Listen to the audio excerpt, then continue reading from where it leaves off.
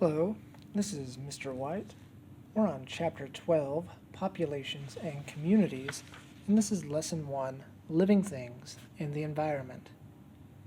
My Planet Diary, Love Song. The gray, golden brown, and Goodman's mouse lemurs are some of the world's smallest primates. These three lemurs look similar.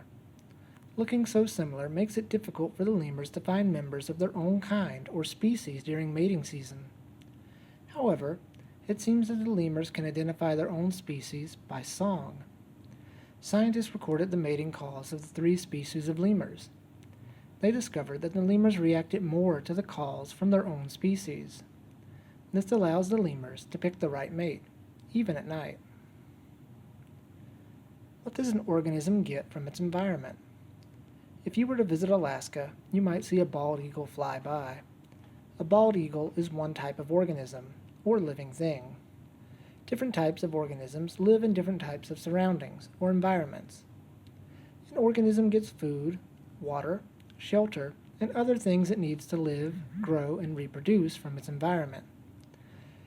An environment that provides the things a specific organism needs to live, grow, and reproduce is called its habitat. In a forest habitat, mushrooms grow in the damp soil, and woodpeckers build nests in tree trunks.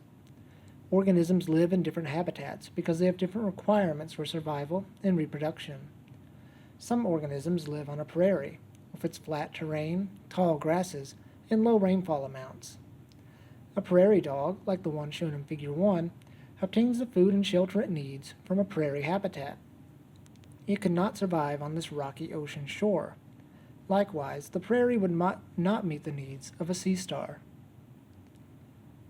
What are the two parts of an organism's habitat? To meet its needs, a prairie dog must interact with more than just the other prairie dogs around it. An organism interacts with both the living and non-living parts of its habitat. Biotic factors. What living things can you see in the prairie dog's habitat, shown in Figure 2? The parts of a habitat that are living, or once living, and interact with an organism are called biotic factors. The plants that provide seeds and berries are biotic factors. The ferrets and eagles that hunt the prairie dog are also biotic factors. Worms and bacteria are biotic factors that live in the soil underneath prairie grass. Prairie dog scat, owl pellets, and decomposing plant matter are also biotic factors. Abiotic factors. Not all of the factors that organisms interact with are living. Abiotic factors are the non-living parts of an organism's habitat. These factors, as shown in Figure 2, include sunlight, soil, temperature, oxygen, and water. Sunlight. Because sunlight is needed for plants to make their own food, it is an important abiotic factor for most living things. Soil. Soil consists of varying amounts of rock fragments, nutrients, air, water, and the decaying remains of living things. The soil in an area influences the kinds of plants and animals that can live and grow there. Temperature.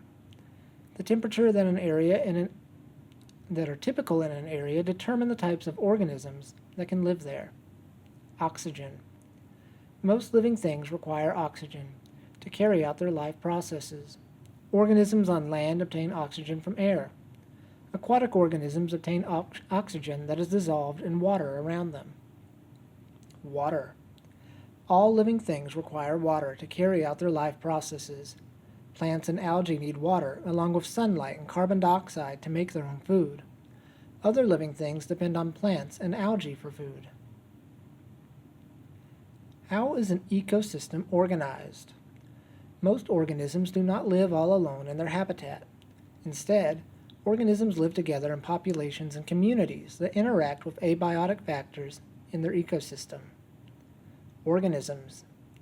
Black-tailed prairie dogs that live in prairie dog towns on the Nebraska plains are all members of one species. A species is a group of organisms that can mate with each other and produce offspring that can also mate and reproduce. Populations.